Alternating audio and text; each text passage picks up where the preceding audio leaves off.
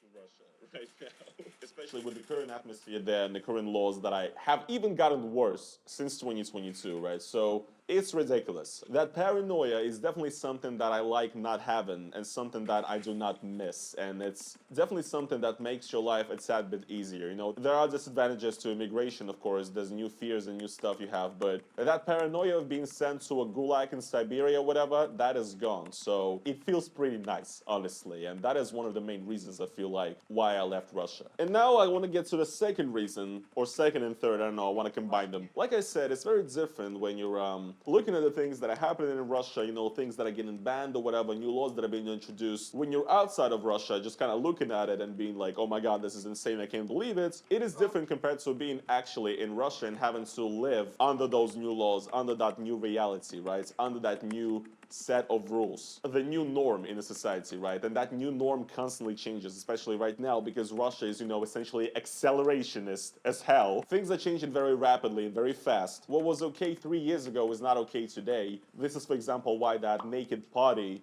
that was thrown by a bunch of Russian influencers became such an infamous event and got, you know, so much hate from the government is because, again, Russia is like a base traditional country now and that stuff is not allowed. But it was allowed and normal like 4 years ago. Nobody would care about this 4 years ago, okay? Here's another reason that I think why I prefer to be outside of Russia right now is because life in Russia, it's almost like being a boiling frog. You know what I mean? You know that metaphor? Essentially, you know, you're being boiled slowly, you're being cooked.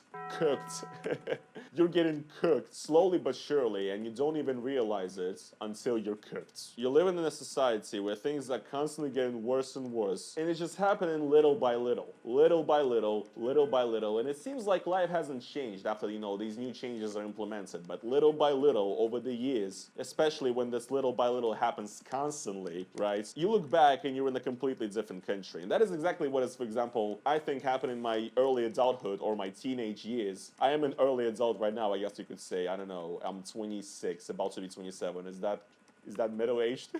I really hope not. Okay, young adult, right?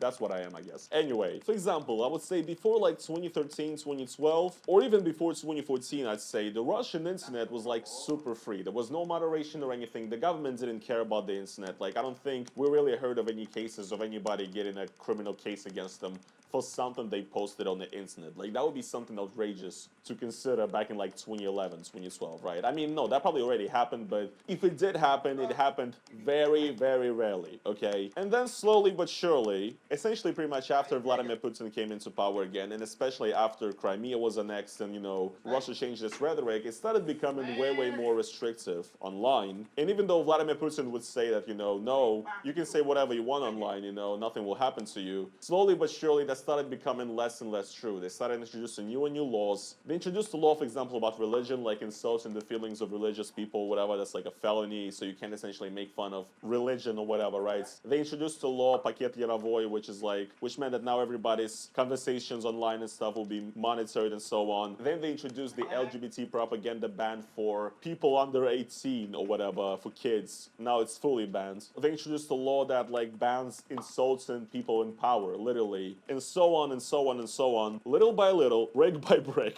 right? Over a couple of years, basically from like 2014 until 2020, what happened is that suddenly the entirety of the Russian internet became super like watched over. Everybody, you know, just started becoming afraid of saying anything. People started becoming afraid of, you know, commenting stuff or liking stuff a lot of the times, and now there is way more self-censorship, you know. And overall, not just online, but the entire, you know, sort of set of rules of life in Russia, you know, what can be said and what can't be said. The cultural landscape of what is allowed and is not allowed has changed completely from 2015 to 2020. Just 5 years, little by little, but you look back, it's a completely different country. And the thing is, right, when you live in Russia, when you're experiencing this stuff day by day, once again, you live in your life day by day, you don't really see it, or you almost do not want to see it. You almost want to ignore it because you know things are going the wrong way, and I've known, you know, ever since I was a teenager in 2015 when I started, seeing these laws, I knew that things are going the wrong way and it's gonna get worse. But it's like, all right, they banned this new thing now, but this is bad, but it's not that bad, I guess. Whatever, it could be worse, and but it can get worse now, right? I mean, we're truly at the bottom here, right? We really have. It is over, right? We cannot go lower, right? Spoiler alerts. Yes, you can. You can always go lower. You can always ban more stuff. You can always get more restrictive, and they are. But again, when you live in that reality, you're basically coping, right? You're trying to cope with it. You're like, okay, it's not over yet. Come on, guys, stop complaining. It's not that bad. Yes, they banned this or that thing, but look, life is still, the same. We can still go outside and go to bars or whatever, into restaurants. Life is the same as it used to be. But again, you look back 3, 4, 5 years and you're like, what the fuck happened? Holy shit. They took away all of my rights, right? That's essentially what happens when you live in Russia. And that is exactly why I think this analogy of the boiling frog is, the perfect fit here. Because when you live in Russia, you are a boiling frog. Your rights are being taken away bit by bit, brick by brick. And sooner or later, before you realize it, it is over. So I'm just kind of glad that I broke that chain. And, even if my life is getting worse right now, like, let's say even if this immigration was a mistake and I go out sad, okay? It's like, at least it's gonna be my own fault, okay? Mostly, right? I mean, there's still things that are beneath our control, out of our control. But what I'm saying, right, is that if I fail and if I fuck up, it's gonna be my own fault. It's not gonna be my government taking away my rights gradually over the course of like 5 years. You know what I mean? And also one thing that I noticed with a lot of Russians today is that a lot of Russians today, and this, happens with people I know, people that I talk to, a lot of Russians these days, they do realize that the country is, going in the wrong way in a lot of ways. They would like to change it. They would like it if it was different, right? But these people, they don't want to leave, or they can't leave for a plethora of reasons, right? And these people essentially, they live in Russia, and even though they feel what is happening is not right, and there is a lot of stuff that they're, mad about, and there's a lot of stuff that, concerns them, obviously. And again, if you ask these people honestly to look back 5 years and say it's better now, I don't think they would say that. But on a day-to-day basis, even when you have conversations with a lot of people who are still in Russia, it's almost like they're constantly trying to kind of like convince you that they're having a great time. You know what I'm saying? They're like, hey, look, we got shit too. You know what I mean? Hey, we got restaurants and stuff. We got supermarkets. We got Coca-Cola actually as well. Check it out. 20 different flavors from China, Thailand, all sorts of different countries. Do you have that in Europe? You know what I mean? And it's like, I'm glad you guys are having fun. It's just like, why are you constantly trying to prove to me that you're having a good time? You know what I mean? I don't know, man. I just don't want to end up like that, okay? I don't want to have to end up coping that I'm not happy with where my country is going. And that is why I'm just extremely, extremely grateful for the fact that I have this YouTube channel, that you guys watch me, and that, I don't know, I'm trying to make a life for myself out of all of this. So, yeah, I don't know, guys. What can I say?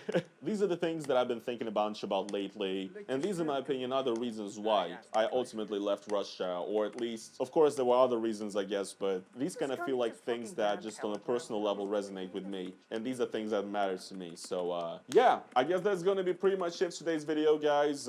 Once again, I hope all of you guys have a great year. I don't know if this is a end of 2024 video. Maybe it is. Who knows? Nevertheless,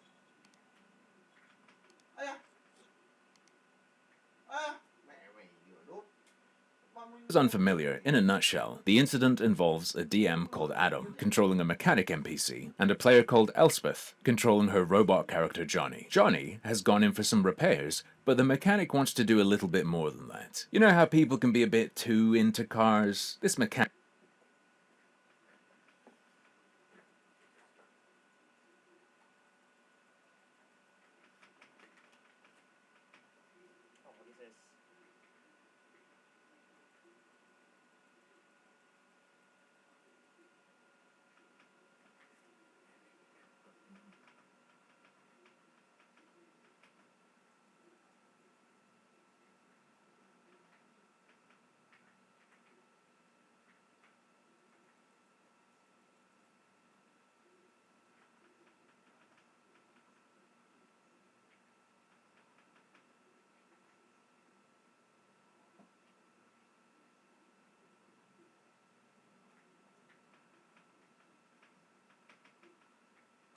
so I've just been informed Joe Rogan, who is the #1 podcaster in the world, a retired MMA fighter, and also an attempted comedian. I'm friends with Elon Musk, which is the intellectual equivalent of a boy and his dog. Apparently did an oopsie and said a bunch of pretty Z pro-Russian stuff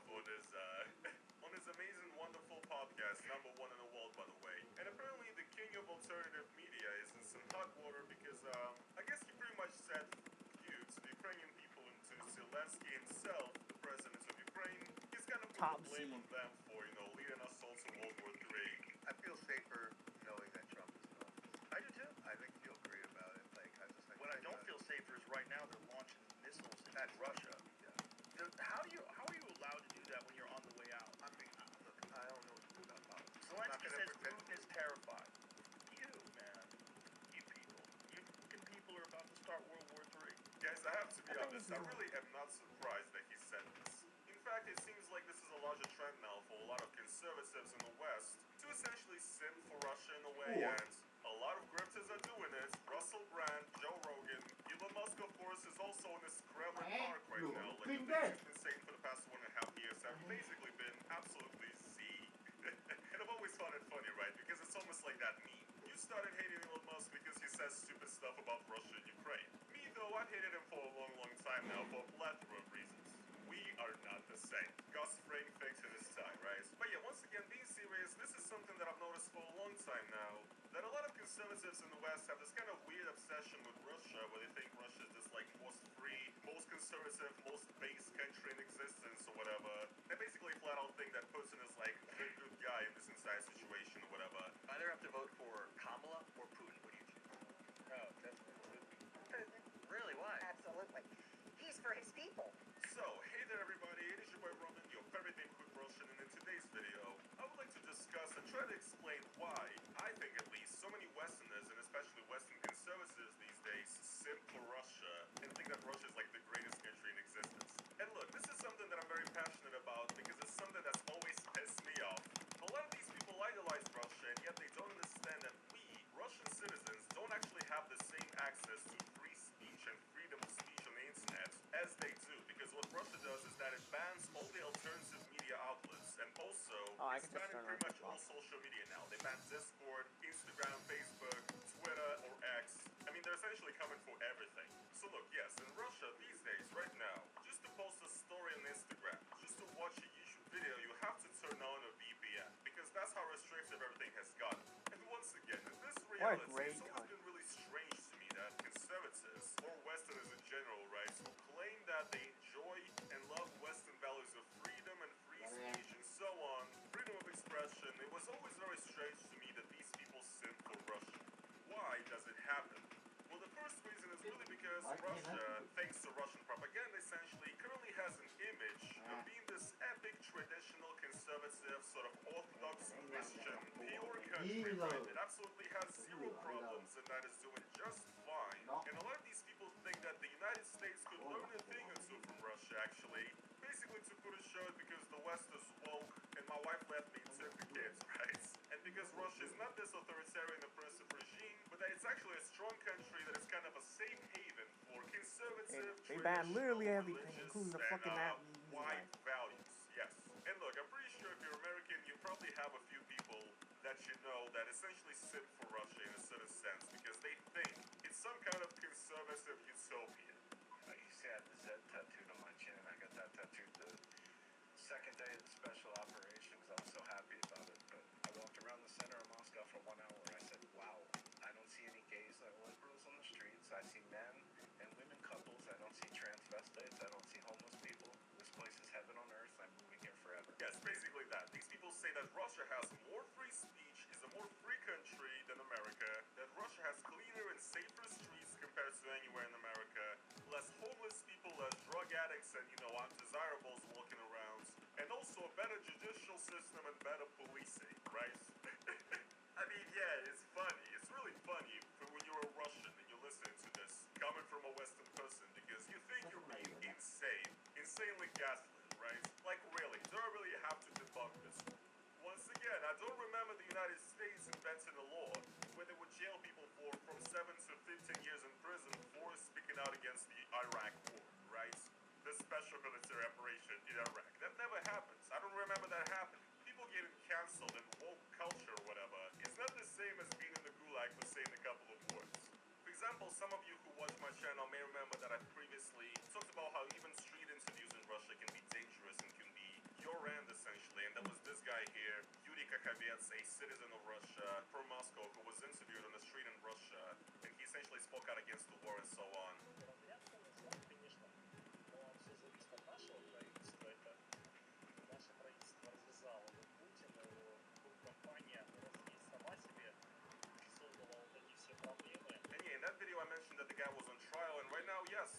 sentenced to 5 years in prison for a street interview, okay, for expressing an opinion.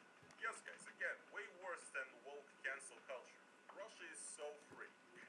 Now, when it comes to like safer and cleaner streets, sure, they're clean, I guess, in Moscow or other large cities. And even then, the cleanliness is debatable. But I don't think the streets are safer in general, right? I mean, sure, yes, the streets were safer maybe before the war started. Right now, though, you have motherfuckers who were in prison for like killing and raping people, who are literally going to the war in Ukraine in order to get freed. And they come back from the war and they continue killing and raping people. This stuff is happening like every single week now in Russia. There's a news story about how some, once again, participant of the special military operation, who was previously an inmate but doing something terrible, came back from the war and killed somebody. This is happening all the time.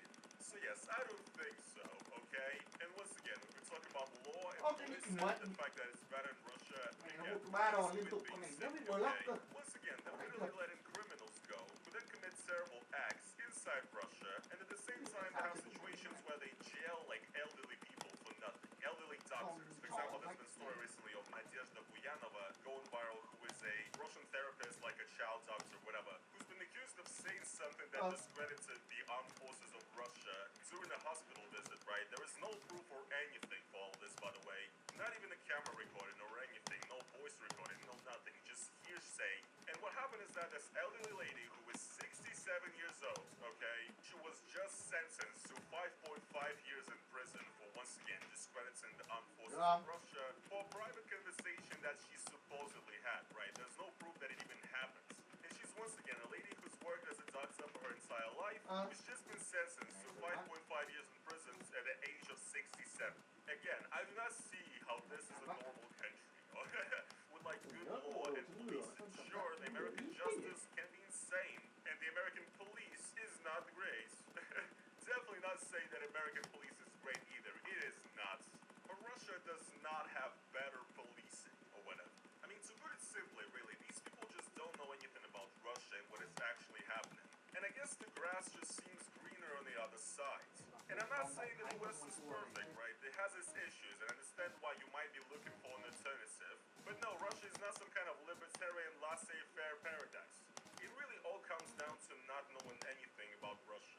Like, even when it comes to this entire traditional, religious, conservative values thing, right? These people think that Russia is a country that is just way more traditional, religious, and so on, and based in the United States. But I really don't think so. I mean, it is maybe slightly, and it is becoming more conservative legally, right? Because Russia is banning the LGBT, it is like planning to ban abortions, so on and so on, right? But when it comes to the values of the actual people living in Russia, I wouldn't say all of them are like deeply religious or conservative or traditional. Not at all. Once again, a lot of these people essentially think that Russia has no gay people, woke people, or liberals, or whatever, which is nonsense because Russian people, just like any other type of people, can have political beliefs on any, side of the spectrum, because people are very different. Shocker, shocker, surprise. What can I say? There's gay people in Russia. I mean, I've met them. I know quite a few. Like, they're actually pretty common in society, once again, also. And even if it might be not as outwardly displayed as in the West, it is there.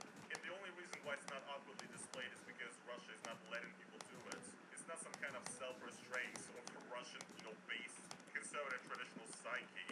And also, of course, a lot of these people think that Russian women are completely different from, women in the West that, they're all anti-woke, they're not, down with all this feminist bullcrap. They're proper trad wives who will cook and clean and stay in the kitchen. No, that is not the case at all. I understand why this is happening because Russia really exploits and uses this idea and image of like a Russian Slavic trad wife. We have plenty of characters like Natalia Poklonskaya, the prosecutor of Crimea, for example.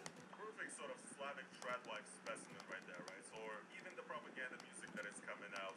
Matushka Zemlya, you know what I'm saying? How they have to look very traditional Slavic, traditional costumes and everything in the field type of shit. Russia is definitely feeding that trad wife, Slavic fantasy. But the real truth, when you get down to it, is that women in Russia are pretty emancipated. Once again, I've been talking about this. The Soviet Union at certain times in its history was more progressive as far as women's rights go compared to a lot of countries in the West, even the United States. Women in position of power and being, bosses is pretty common in Russia. Overall, women in Russia actually do care about the issues of their rights and like abortion and domestic abuse and so on. Like, I really do feel like Russian women overall are pretty rather feminist and not. Of course, you have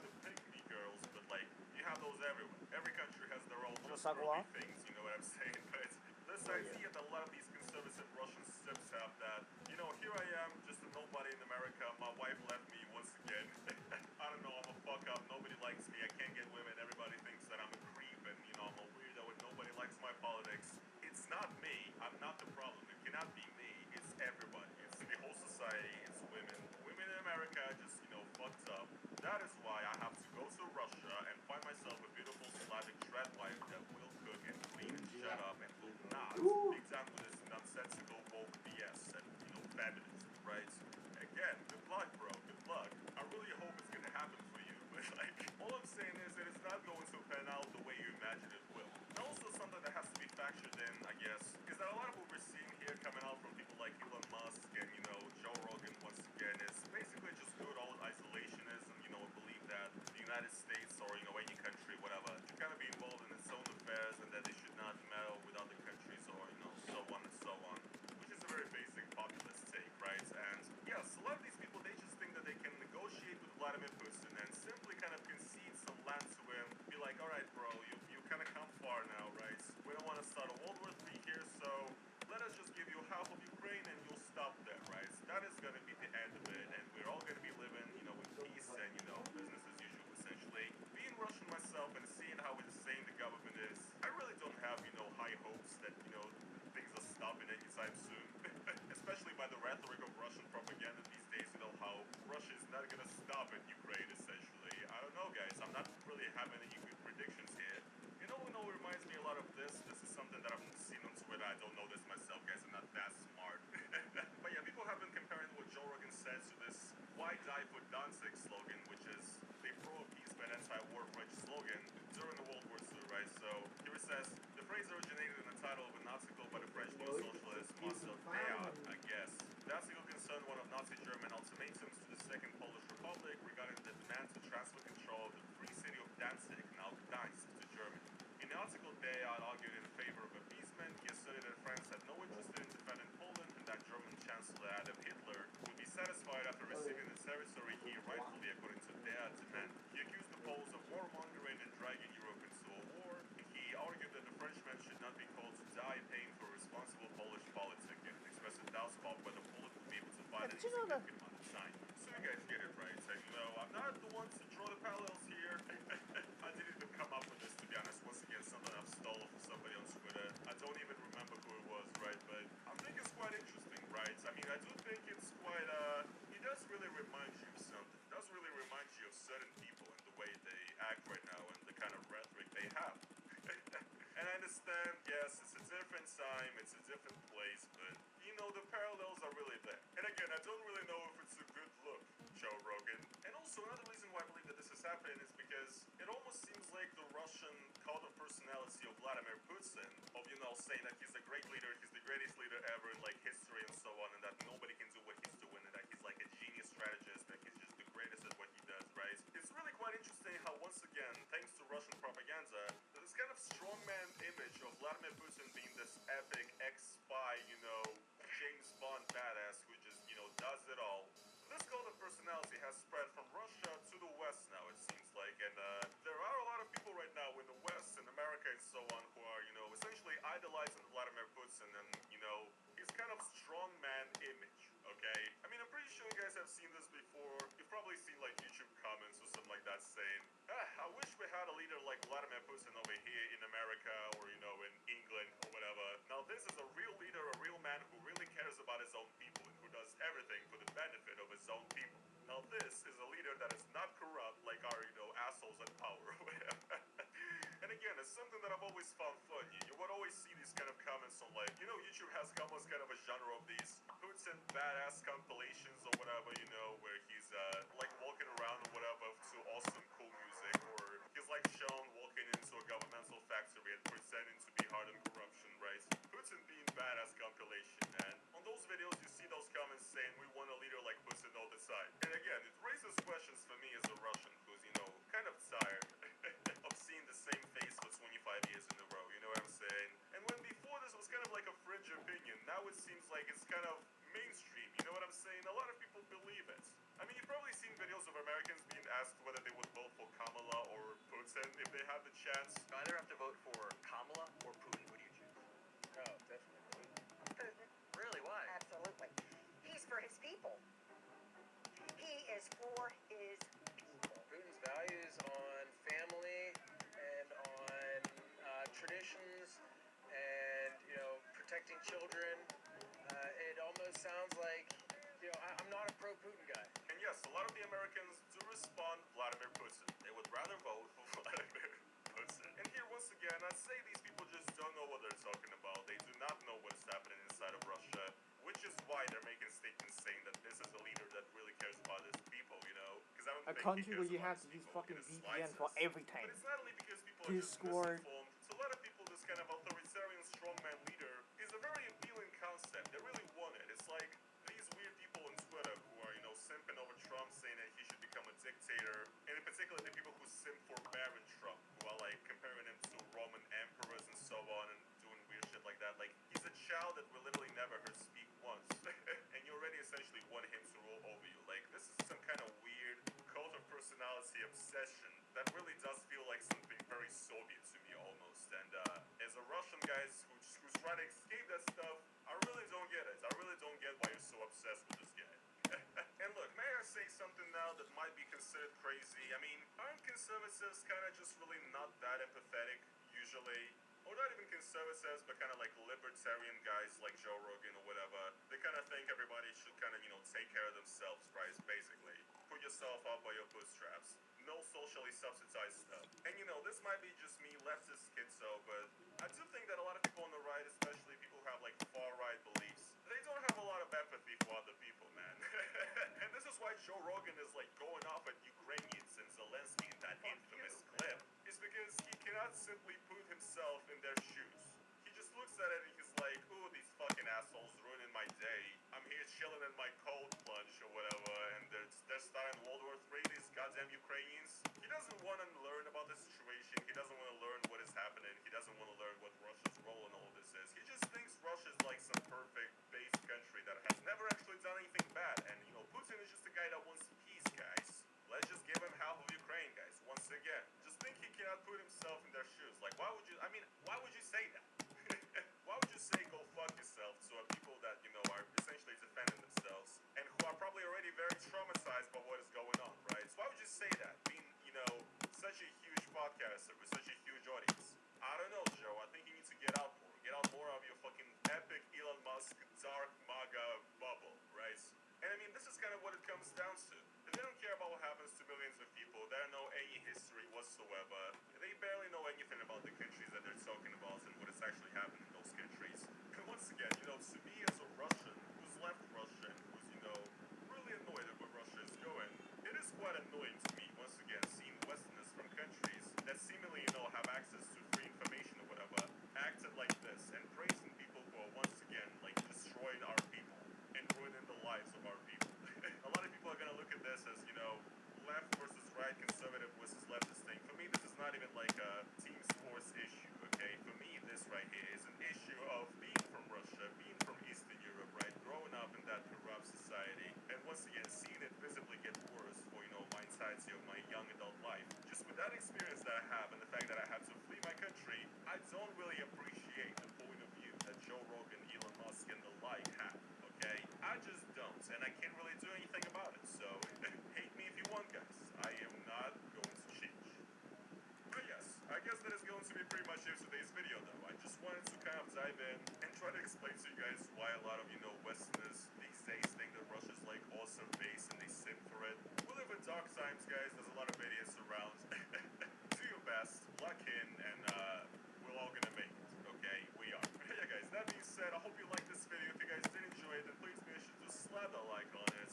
And also, if you guys would like to support me additionally, that is financially, then go over to the link down description and become a YouTube member. It's basically like YouTube's own Why, version of Patreon. It's a monthly donation. It's the best way to support me. Or you can also do a super thanks that I need this video for a one-time donation. Thank you guys so much for watching, and I will see you in the next one.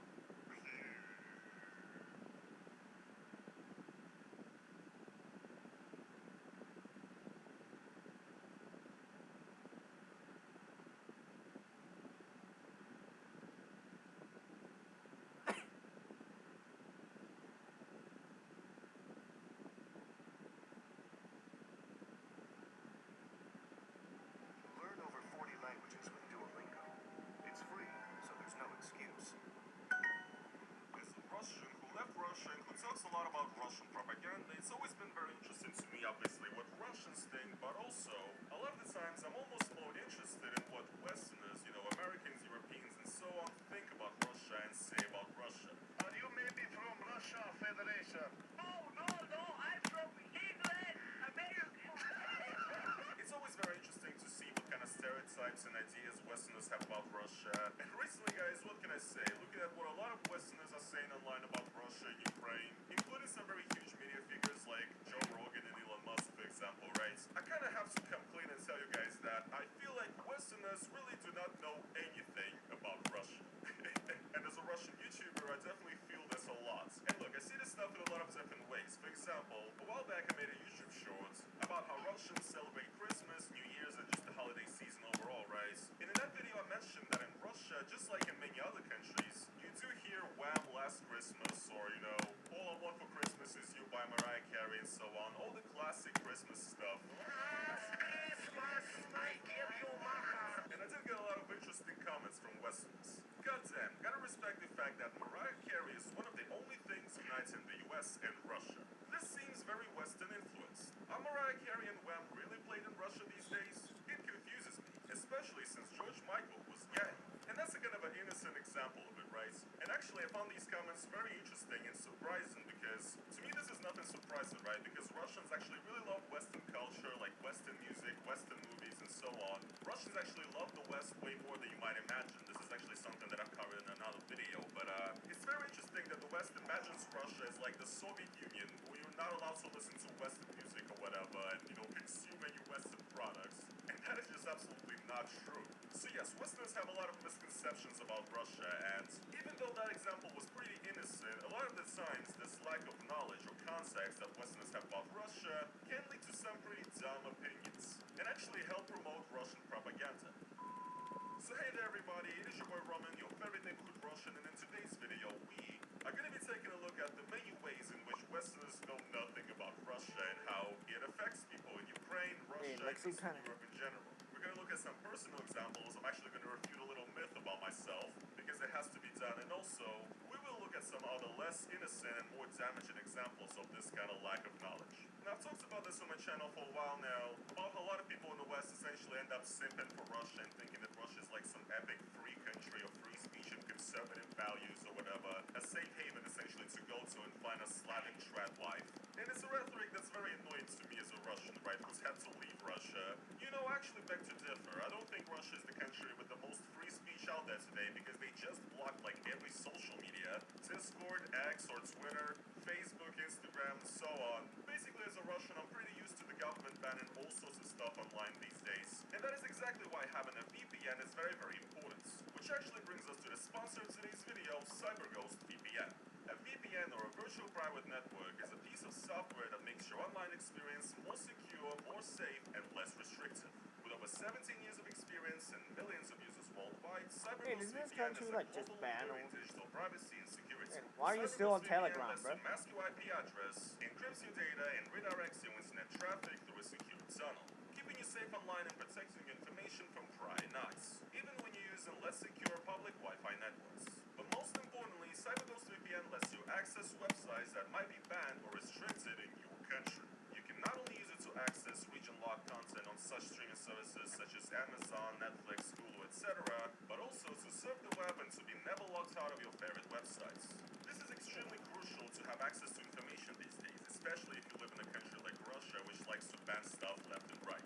Servers are available in over 100 different countries, so you can access content from all over the world. CyberGhost is a very user-friendly VPN that is available on all major platforms and is actually usable on up to 7 different devices at the same time, helping you keep all of your private information safe across all of them. So, if you guys would like to get an awesome VPN for yourself, then go over to my link down in the description to get 84% off of CyberGhost VPN. That comes at just $2.10 a month, plus 4 months for free, and also, you get a 45-day money-back guarantee, so there is no risk involved. Many thanks once again to CyberGhost VPN for sponsoring this video, and let's get back into it. So yeah, seriously, these days in Russia, in order to access a lot of the Western social media, for example, you need to have a VPN turned on. Just because Russia is constantly banning everything, and in this reality, as a person who's actually lived in Russia, it's annoying to hear from Westerners who say that Russia has like free speech and freedom of information and so on, right? Unlike the woke West.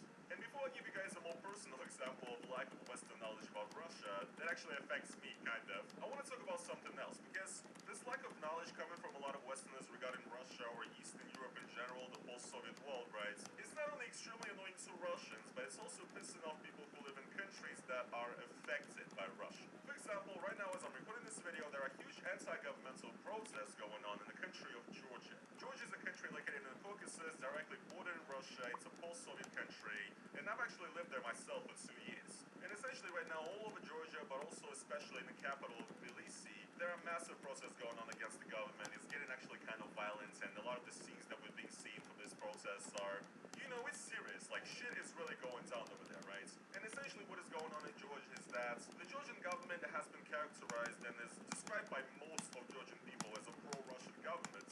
They've pretty much gone mask off on being seen, you know. They passed a foreign agent law similar to the Russian one. They passed an anti-LGBT propaganda law, also similar to the one in Russia. Recently there was an election, actually, which a lot of Georgians consider to be fraudulent and sort of falsified. Plus, the government has pretty much just announced that they're, you know, no longer trying to join the EU.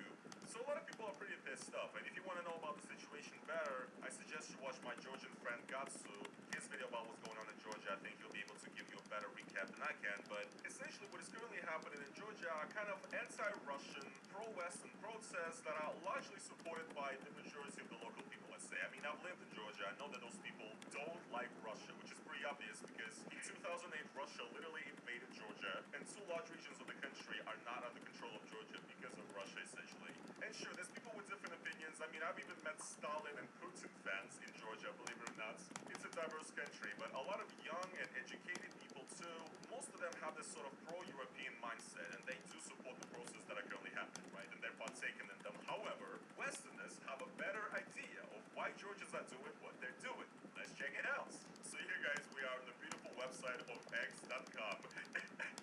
Nothing good ever comes out of this website, I know, but these are real opinions that people have, okay? Some kind of anti-woke, anti-fake news account here posts Georgian protests essentially saying, watching the Georgian Maidan reads on the exact same script of the Ukrainian Maidan. Everything is a copy of a copy. NGO gives out cookies and sweets in Tbilisi during the Color Revolution 2.0. As long as the script works, they keep to it. So imagine people stupid enough to sell their country for a tin of cookies. How sad are these misled youngsters who think joining the EU is like they're going to be living a Netflix rom-com? What are you talking about? So when pro-EU snipers start shooting the crowds? What? There's somebody here, I guess, is saying that people who are giving away food are Jewish. And essentially he's saying that, you know, it's the Jews who are orchestrating the protests in Tbilisi in Georgia. My guy, you clearly have not been to the Caucasus. Armenians, Georgians, you know, a lot of them do have big noses. It's a feature of the region. Like, not everything is done by the Jews, my guy. Calm the fuck down, Nazi, okay?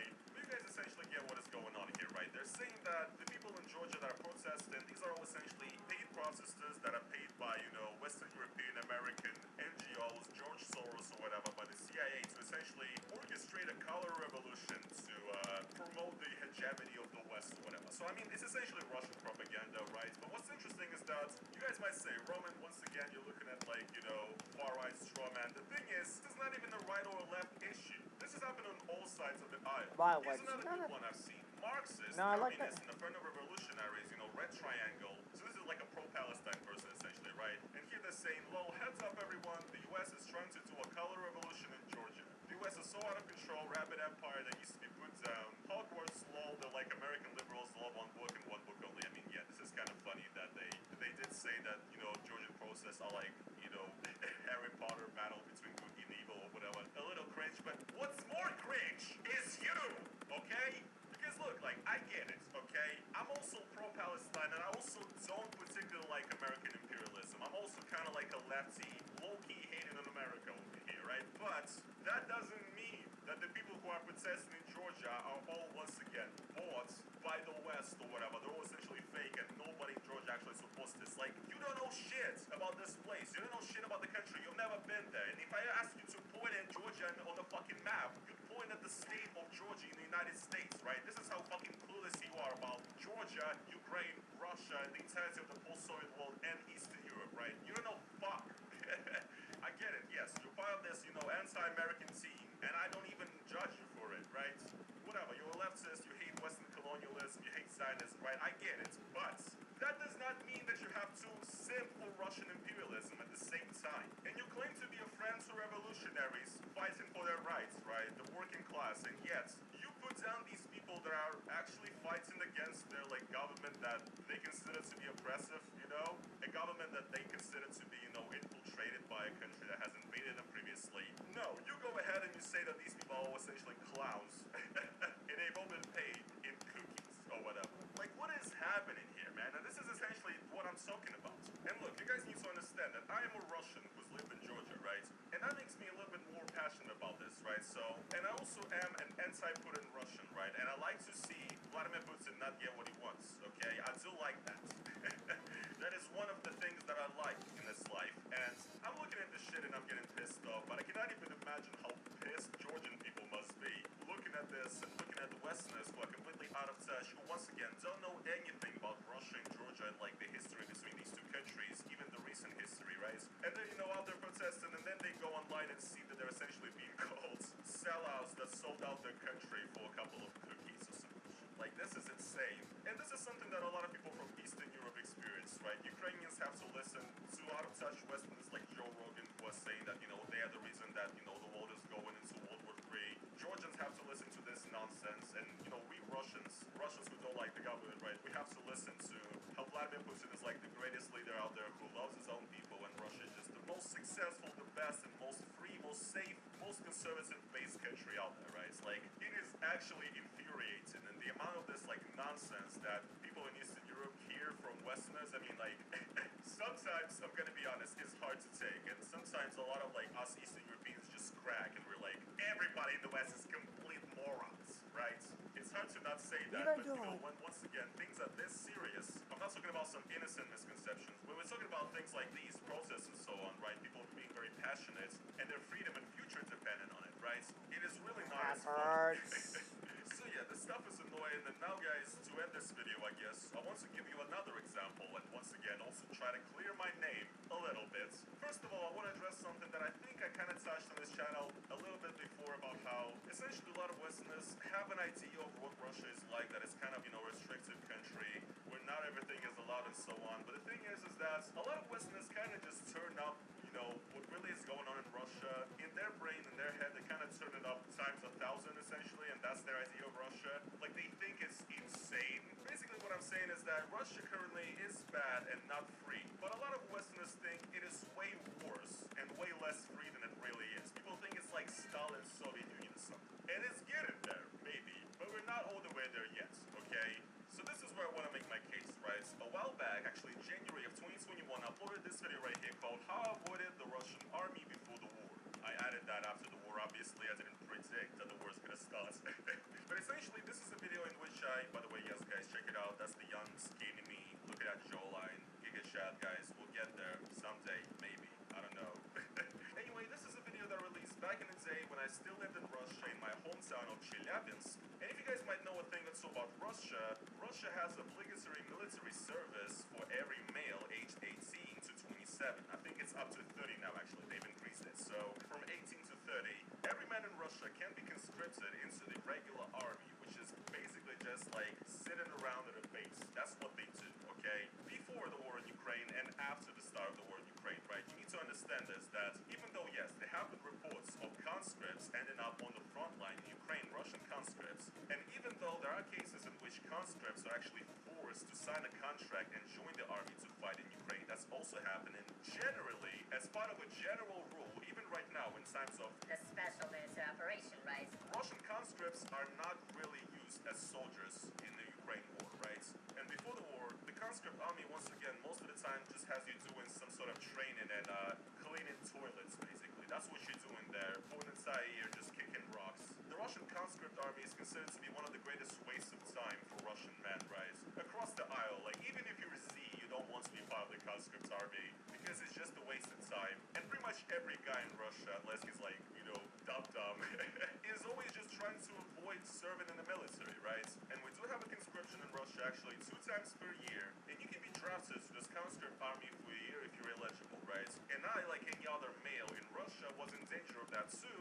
However, I actually managed to escape it. Now, I won't tell you guys how. Watch my video if you want to learn. It's actually a pretty interesting story, but I didn't do anything illegal or crazy, and this was also like an entire year before the war even started. started, right? So different time also, but I essentially avoided the Russian armies that I could live in Russia at the time without having to worry about being conscripted. And so I made this video about how I escaped, the Russian army, the draft, becoming a part of the conscript army, and a lot of the comments, I just think they're over dramatic, okay? He really did dodge a javelin rocket. After seeing the Russian-Ukrainian war, I say you not only dodged the 50 cal bullet, but also an entire artillery barrage. If you haven't done this in time, now you would be there, right on the front line. Good job, Roman. This is one of those times in your life when it's so clear how one decision changes the course of your life. Sounds like if they had denied you, you may have been in the beginning of the war. Glad you are safe and not in Russia, so you aren't there to be called in. This decision aged like fine wine, and so on and so on. Everybody's just basically having a fun time, saying that, I dodged the bullet, dodged the javelin, whatever, that I saved my life by, not going to the Russian conscript army. And again, I don't want to sound at any point like a Russia excuser or something, sort of whitewashing what is actually happening right now, but I really do not think it's that serious, you guys, okay? I really do not think that I would end up on the front line in Ukraine, even if I did not leave Russia right after, March of 2022. I could get in trouble for what I say on the channel, whatever, but it's very, very, very, very, very, very highly unlikely that I would end up on the front line in Ukraine. Why would I? First of all, I was literally being conscripted, and I was dealing with all of this in 2021. And the funny thing is, once again, this will become relevant just now, but I also have a cousin, a younger cousin, just 1 year younger than me, who did serve in the conscript army, and I don't exactly remember when he started. I think he started around, October of 2021 or something like that, so pretty much right before the invasion, right? And you guys might think that, oh, he definitely did get sent to the front line. No, he did not. He just literally served somewhere at a base in rural Russia, and he actually came back from the army in, summer 2022, basically. So, no, he wasn't at the front line being blown up by a javelin, even though he literally was in the army once again. I mean, you can say, yes, whatever, got lucky, but once again, I really don't think it's that deep. Especially, once again, comparing myself to what happens, I was dealing with all of this, and I already sort of got my document to not be conscripted at the very start of 2021. Even if I was conscripted, I really do not think that I would be out there at the front line. I mean, guys, maybe this is just my Russian magical thinking right now. And once again, I don't want to defend Russia here, because we do have the mobilization right now, and a lot of people who were not even, in the army at all, a lot of people who were just, living as civilians a normal life, they have been drafted and mobilized and died, lost their lives, right? Yes, this is happening. This is still happening right now. I'm not in any way justifying any of that, and I'm not saying that it's not serious, right? And it probably would be something that I would be worried about if I was still living in Russia right now, like mobilization. Oh my God, my hands Again, are... in 2021, I'm so I did tired. not save my life by escaping the Russian army. I simply did what was best for me at the time, to live in Russia without serving in the regular army. It was not some kind of insane strategic chess move that I made, because I knew all along that the war is going to start. No, it's a completely different thing almost, this conscript army, right? And it's once again just a part of regular life in Russia, something that every male has to deal with. You have to deal with this draft office before you come out. You have to either go or not go. You have to make your effort to avoid the military service, right? But all I'm saying here is, guys, I appreciate the concern, right? And I understand that people want to kind of make everything epic and like a movie or whatever, but I really do not think, once again, it's that deep. In this case, particularly, right? It's I don't think this particular situation is that serious, okay? I definitely did dodge some bad stuff by leaving Russia, okay? Some bad stuff potentially in the future. That's what I did do, okay? But once again, it's not that serious, and it does feel to me like I'm gonna die this here right here 100 also times, pretty much I comes guarantee from, the fact that a lot of Westerners just don't have a good idea of what is really going on in Russia, and they don't even have maybe knowledge that Russia even has military service, that it had military service this entire time, the entire time it's existed since the fall of the Soviet Union. It's basically a Soviet tradition. And once again, yes, in my opinion right now, Russia is just an evil sort of country with almost no morals, right? And it could get worse someday to a point where everybody's gonna get drafted, but that is not the case. Not everybody is literally getting drafted. Not every man is getting drafted, right? It's almost like people want to make me kind of a hero here, but I've really done nothing heroic. And this is something that I've noticed once again that Westerners do. It's kind of like when I lived back in Russia, and I would sometimes make videos in which I would mention something political, kind of speak against the government in any way. And I would think to myself, from my point of view, that the video was actually rather tame. And even though I did criticize the government, I didn't go too insane, right? I'm not gonna get fucking jailed this second. However, the comments would always be a ton of Westerners, my viewers, you guys, subscribers saying, oh my God, Roman, they're gonna send you to the gulag for this video. Oh my God, Roman, you said too much in this one. This one is crazy. You're definitely getting jailed for this one, dude. If you didn't get jailed for those previous videos that you've made, because you should have definitely been jailed for those previous videos, my guy. And once again, it's almost like the way my followers perceive Russian, how they think that no freedom of speech is allowed at all, right? And it pretty much isn't, right? But it was not that serious a few years ago, okay?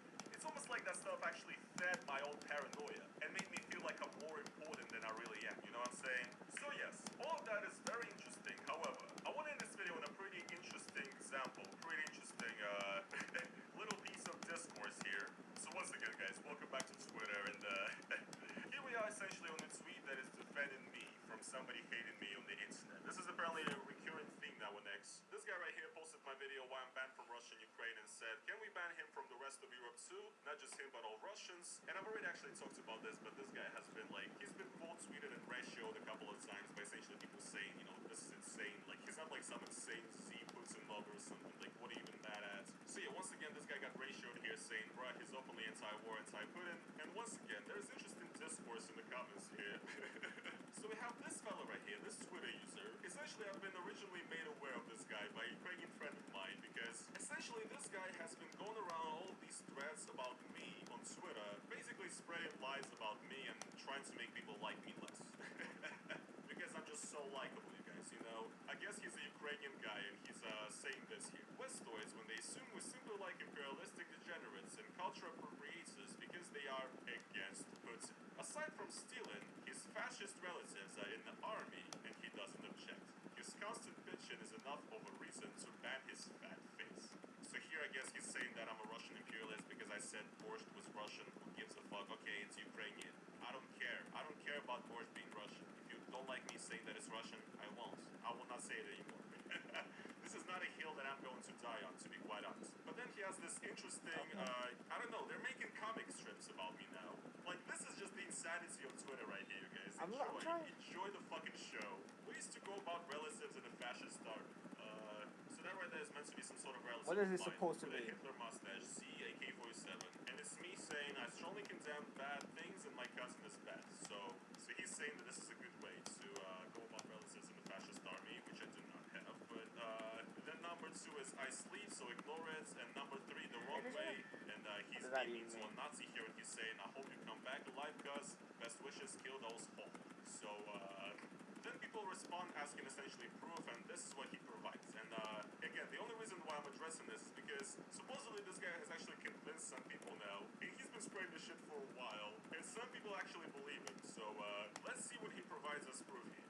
Look, I got a cousin who's 1 year younger than me. Love him to death. He's my brother, okay? Good guy too. He's in the conscript army right now. He's actually just about to get demobilized. You know, like finish his service like 2 months or something. And now I don't even know what's gonna happen. So yes, and then he says, even if his brother doesn't participate in combat, but simply jokes off other soldiers to help them relieve stress, he's helping kill Ukrainians as a part of the fascist army. Showing sympathy towards him publicly was a subhuman move, just like his streak of culture stealing. So, now don't worry guys, he did get ratioed. Essentially people are like, do you know what conscript means in the English language? Then they're saying he's now a Nazi because his brother was forced into the army. Sounds pretty stupid, but like the thing is, the entire premise here is wrong, because my cousin was never on the front line in Ukraine. Ukrainians or whatever. Like, are you fucking insane? Like I said, he was just sat at some fucking base somewhere, and I understand. I guess it's kind of like saying, oh, I didn't serve in the IDF. I didn't do anything bad. I just sat in the, you know, in the office, playing around with documents or whatever. But it is a bit different, okay? And again, the conscript army is an institution that's existed in Russia for like 20 years now, which I don't like, which I would like to be abolished, actually. But again, my cousin was simply conscripted into the army after finishing university, which is the exact same thing that would have actually happened to me if I didn't do like my research and like actually tried really hard to avoid the service. And he was just there at a base for a year, like vaping or whatever, like kicking rocks or whatever, and that's it. Now he's a civilian once again, and he's not a military guy. He did not continue his, like, what the fuck are we talking about? It's almost like, you know, looking back at it now, maybe I shouldn't have mentioned it at all, but I was just saying that with the assumption that people know and understand what a conscript army is in Russia, and that is something that's existed before for many, many years, and that, you know, you can actually be in a conscript army in Russia. Get ready. Zero relation to what what's This will going on in Ukraine, probably end because horribly. the people who fight on the front line in Ukraine are a different type of people, basically. And I was just under the impression that everybody knows that, every male in Russia after the age of 18 is susceptible to conscription.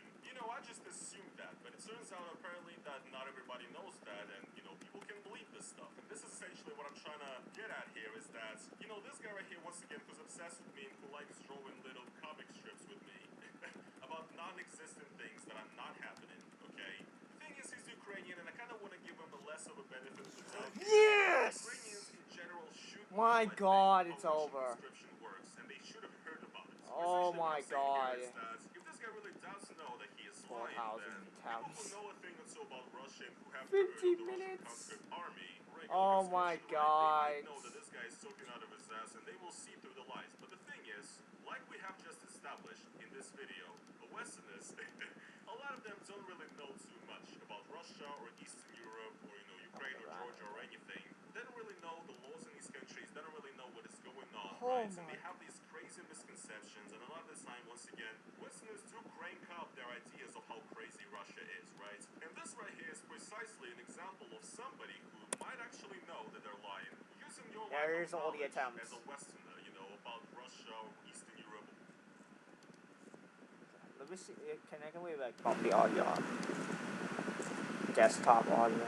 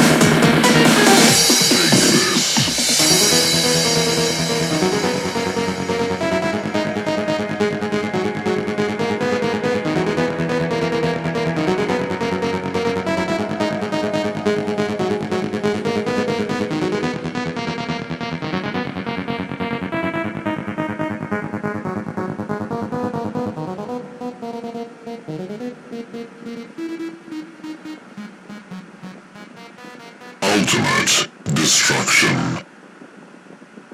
It's over.